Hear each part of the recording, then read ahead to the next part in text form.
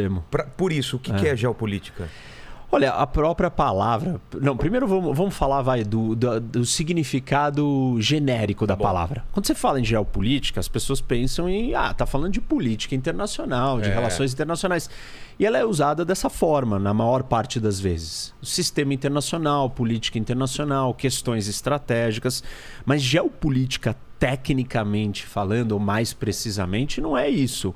É a combinação de dois conceitos importantes, que é a geografia com a política. Certo. E como que a geografia afeta a política? Então, a geopolítica é uma teoria que tenta explicar como que os espaços, como que lugares criam certas realidades políticas, certas causalidades históricas na política. Então, basicamente, assim, de um jeito simplista, dá para a gente dizer que a geopolítica vai mostrar para nós o contexto que existe na nossa vida e como que esse contexto, né, esse tabuleiro, essa base, essa realidade vai explicar a nossa realidade política. Mas eu vejo também nas suas aulas, nos seus vídeos e na sua participação aqui, que a história está muito presente também. Você não tem como entender geopolítica se não for lá atrás no tempo e entender o que aconteceu, o movimento dessas populações, antigos tratados e tudo mais, né? Então fantástico isso, né? Porque assim, né? As coisas elas acontecem num tabuleiro. E elas acontecem numa realidade. Nós estamos aqui nessa realidade. Qual o tamanho dessa mesa? Hoje ela era desse tamanho. Porque o estúdio do Vilela era desse tamanho. Exato. Daqui 2 anos, isso daqui é gigantesco. Exato. Uma mesa daqui até ali, uma mesa do Putin sentado com o Macron ou com o chanceler alemão a distâncias. E aí o tamanho do tabuleiro cresceu. E a história vai mudar, porque tem territórios diferentes, tem coisas que vão acontecer nesse espaço. Tecnologia vai alterar a geopolítica. Porque que a internet mudou muita coisa, né? Porque muda os espaços, muda a nossa realidade. Eu não sei se na outra vez que eu estive aqui, eu dei o exemplo de que se a gente estivesse aqui nesse lugar e tivesse menos 20 graus, você não estaria vestido assim. Você falou isso. E nem eu aqui. Se isso daqui fosse escuro e eu não conseguisse te ver, eu provavelmente precisaria de um equipamento para conseguir te enxergar. Uma iluminação. A tecnologia está mudando essa realidade. O frio ou o calor extremo precisam ser modificados para que eu e você consigamos sobreviver ou viver em harmonia num lugar. Então, a tecnologia ela vai alterando a geografia, ela vai alterando o nosso ambiente. Claro que essa discussão ela tem um lado polêmico ou assim, que incomoda muita gente, que é, mas você está dizendo que o contexto está dado. Então quer dizer que o destino está resolvido também. Porque se você está limitado por essa realidade, como é que você se liberta dela, entendeu? E não é isso. Porque vem a tecnologia e muda aquela realidade. O Brasil tem uma história dessa. Costumes. Você altera o solo, por exemplo. A tecnologia alterou o solo do Cerrado brasileiro. Essa é uma grande transformação tecnológica que mudou uma realidade. Faz um país que não produzia petróleo, de repente produzir... Isso, os Estados Unidos, com o xisto, o petróleo de xisto, o gás de xisto, que é uma nova tecnologia, um jeito de explorar petróleo, não da maneira convencionais, com grandes poços, mas quantidades de petróleo menor colocadas em rochas, mas você precisava da tecnologia para extrair esse pouquinho que estava no meio das rochas. Tecnologia que mudou isso. Tecnologia de transporte. Exato. Você navegava a vela. Você estava sujeito ao quê? Aos ventos. Aí você tem a propulsão a vapor, mudou a relação que nós temos com a geografia, com as rotas que a gente pode fazer. Eu só podia fazer a rota que o vento permitisse que eu fizesse. Com o barco a vapor, não. E aí, com um super barco numa velocidade mais rápida, todas as tecnologias vão mudando. As rotas de navegação. Se a gente pensa na navegação oceânica pelo mundo, você vai fazer o caminho das Índias. Você vai dar uma volta por baixo da África para subir, para chegar lá. A hora que você constrói o canal de Suez, acabou. Aí vai lá da Rússia com Alasca. Que se mudar, se derreter o Ártico e você conseguir navios quebra-gelo que existem, que vão abrir um caminho no gelo, você vai ter uma outra rota diferente. A tecnologia vai alterar os meios de transporte, vai alterar a relação que a gente tem com o meio ambiente, a relação que a gente tem com a realidade física, não só do ponto de vista de transporte, mas econômico, cultural, sobrevivência, oportunidades, negócios, riqueza. Toda vez que alguém fala de petróleo, fala de recursos naturais, fala de agricultura, fala de minério, isso é pura geopolítica. Exato, né? Porque são as coisas da natureza que estão ali para fazer um efeito na nossa realidade. Agora tá essa luta, essa corrida por baterias mais baratas e mais potentes. Imagina alguém descobre alguma aí forma estão usando um fazer... recurso natural, que é o lítio. E aí ele tem em determinados lugares. E aquele país que tinha um recurso natural que não era importante antes, de repente se torna mega importante. Aí a frota tá ficando cada vez mais elétrica dos carros. Isso. Começa a ter uma mudança de poder também, que era do recurso natural que estava localizado, que era o petróleo, e a gente deixa de ter o petróleo. O petróleo não foi o recurso natural mais estratégico e importante da história do mundo sempre. A gente teve que descobrir a existência do petróleo, o uso dele e os seus milhões de desdobramentos, não só como combustível, mas como outros produtos, né? Plástico, etc. Então, o petróleo acaba virando um ativo natural estratégico, que não era. E isso começa a dar poder para aqueles países que têm muito petróleo. Quando a gente fizer a transição para fora do petróleo, o novo recurso natural, e se a gente fizer uma transição, vamos supor, para a energia nuclear, e aí o urânio é o grande recurso. Quem tem mais urânio vai ser mais importante do que quem tem o petróleo. Então, a geopolítica ela está sempre olhando para essas mudanças de rota e de recurso. E o recurso não é só natural, tem um recurso de capital. Que tipo de capital? Sei lá, você criar invenções ou cérebros pensantes capazes de construírem riqueza. Hoje, você tem a indústria da tecnologia muito importante. Por quê? Porque nós estamos na era da comunicação, era digital. Então, aqueles países que conseguirem criar as melhores empresas de tecnologia têm uma vantagem de capital. Isso é uma vantagem geopolítica. Parte da disputa entre Estados Unidos e China se dá por esse avanço de quem vai dominar isso. Nanotecnologia. As novas tecnologias. Rede neural. Robótica, AI. Exato. A inteligência artificial. Então, e você tem players novos agora. Você tinha países e agora você tem mega corporações também. Donas do Facebook, o Meta lá, que tem um poderio de decisão maior que muitos países, né?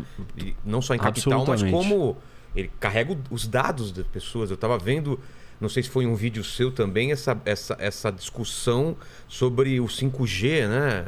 Isso é muito importante. Muito importante, que a China, o pessoal tem medo... Qual que é a empresa? A Huawei. O pessoal está com medo de deixar ela entrar porque ela vem com a vantagem do 5G, mas também... E aí a Rússia, pela proximidade da China, prefere a China do que os Estados Unidos entrar com o 5G. Então tudo isso não é só... Quem tem a tecnologia melhor? É quem eu vou me aliar, quem eu vou deixar entrar. Cara, é muita coisa. Porque o que a gente tem que entender? Que a relação humana, ela não é pacífica. E isso é uma premissa básica para entender a geopolítica. Porque você vai falar assim, não, mas por que faz diferença o outro ter mais recurso que eu? Porque existe escassez. Quando existe escassez e eu preciso daquele recurso, eu vou brigar com você. Você não vai virar e me dar a sua comida... se você corre o risco de passar fome. Então nós vamos brigar por aquela comida. Nós vamos brigar pelo território mais fértil, que produz mais comida. Parte do que nós vamos falar hoje sobre a Ucrânia... Tem a ver com isso. Absolutamente. Gás natural. Isso, tem a ver com aquecer a sua casa no inverno, você sobreviver no frio, a sua indústria funcionar, você ter eletricidade, você ter comida. Então... Mas é isso que é fascinante. A gente vive um momento de paz, né? Durante décadas e décadas de paz. A gente pode dizer que tem uma eclosão de uma guerra aqui ou lá, mas a gente vive um momento de paz, certo? E essa paz só é possível porque a tecnologia, de certa forma, proveu uma certa abundância de alimento. Porque se a gente estivesse vivendo uma escassez, um perrengue legal... São graus de escassez, eu diria. Porque a gente não pontuais, né? A gente não tem abundância plena. Não tem. Por quê? Se tivesse abundância plena, não teria porque a gente ter problemas de um ter uma coisa e o outro não. Exato. Aí não teria esse problema. Mas como existe escassez na vida, e é muito difícil quando você fala isso do ponto de vista de discussões políticas e ideológicas mais profundas, o não reconhecimento da existência da escassez causa percepções sobre a realidade bastante distorcidas. Como assim? Tem gente que não tem isso. Aqui tá Isso abundante. É injusto. A pessoa parte da premissa que tem para todo mundo. Que tem água para todo mundo, por exemplo. Isto é uma falácia. Não é? Não, água tem pra caramba. Isso é uma falácia. Não temos como dar comida para todo mundo. Não temos. Não temos. Nós não temos essas condições. Por que não temos? Porque existe escassez. Porque você não tem a comida no lugar certo, na hora certa. Ah, não, então tá. Então você tem a comida, mas você não consegue entregar. Não é qualquer coisa não conseguir entregar. Grande problema da Rússia, por exemplo, e eu vou falar disso depois, não ter grandes centros urbanos na grande parte do seu território é porque as distâncias são tão gigantescas que você não consegue levar o alimento até ali. Então não tem como você construir uma grande cidade se não vai ter comida. Então, assim... Muito disso... Água também, né? Água, condições propícias à vida. Quais são as condições propícias? Certos climas são mais propícios à vida humana do que outros. Morar num deserto, seja de gelo ou de areia, não é um lugar habitável. Não é um lugar propício para você construir grandes cidades. Isso pode acontecer? Claro que pode. Dubai é um exemplo disso. Injeção de muito dinheiro. Só que é exatamente isso. Tem um custo ali. Qual o custo? O custo do funcionamento de um ar-condicionado em Dubai.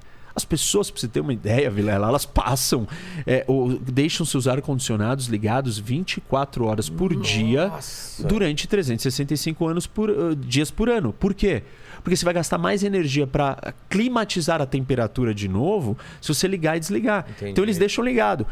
Mas para você deixar toda essa quantidade de ares condicionados ligados, você precisa ter muita energia. E como que eles conseguiram construir no meio do deserto uma cidade daquele tamanho? Com muita energia. Qual a energia? Eles têm muito recurso natural. Por exemplo, gás natural. Então, eles têm um gasto per capita de energia altíssimo, dos maiores do mundo, para uma cidade. E isso é o homem, né? O ser humano vencendo a geografia, a natureza. Só que tem um custo de outro lado. Qual? Ele está usando um outro recurso da natureza também, que pode acabar. Exato. E aí, se acabar, nós precisamos usar um novo recurso. Tá bom, então vai ser a solar, aí não tem problema. Bom, então nós precisamos de placas solares a custos baixos. Nós não temos o cérebro e a tecnologia para ter desenvolvido essas placas solares ao custo tão baixo, factível para construir uma cidade no meio do deserto daquele porte. Ou eólica, ou energia eólica. Isso. Então é uma corrida constante nossa tentando superar o ambiente, o meio ambiente, a realidade física, seja ela com tecnologia, seja ela com inteligência, seja ela vencendo a escassez. E essa escassez ela está distribuída no mundo. Isso causa uma dinâmica de choque, de conflito. Por que conflito? Você vai garantir o seu, uma vez que não tem para todo mundo, você precisa cuidar do seu primeiro. Aí quem é o segundo lugar? Bom, vou cuidar da minha família, da minha esposa, dos meus filhos, dos meus tios, dos meus primos.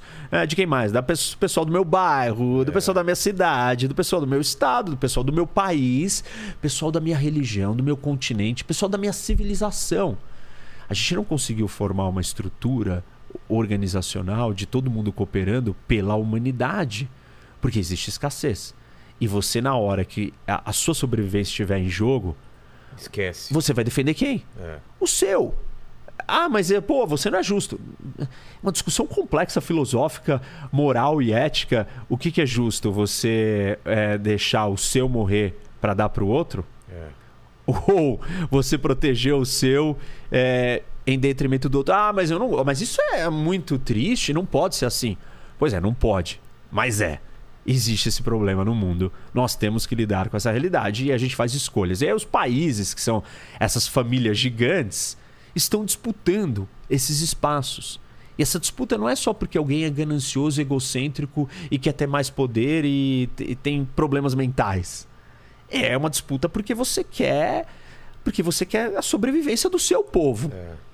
Então você precisa controlar aquele recurso estratégico, aquela comida, aquela entrada, aquela rota. E desde sempre o ser humano faz isso. Na Idade Média... Desde o começo, das primeiras tribos. Colocando muros em volta, as cidades depois com os primeiros bandos. Os primeiros bandos. Os sapiens, né, e os outros andavam em conjunto lidando com a ameaça dos animais. E dos outros. E dos outros. E por que os outros atacavam? Não, porque eles eram bárbaros, não porque competiam civilizados. Porque eles precisavam caçar, comer e eles tinham medo. que esse cara vai roubar minha comida antes dele roubar minha comida, antes de roubar minha água? Eu preciso me proteger, qual que é a melhor defesa? Talvez eu atacar ele antes que ele me ataque e assim por diante. Então, a gente não conseguiu viver em harmonia. Porque se eu falo todas essas coisas e as pessoas não entenderem que existe uma disputa estratégica de poder, não poder no sentido de eu quero acumular e ser o rei. Não é aquela coisa de filme barato do vilão que quer dominar o mundo. Não é war, né? Dominar por dominar. Não, eu quero ter mais. Não é isso, né? É domínio por sobrevivência, é domínio por riqueza, é domínio por desenvolvimento, é domínio por abundância. Abundância não no sentido de sobra.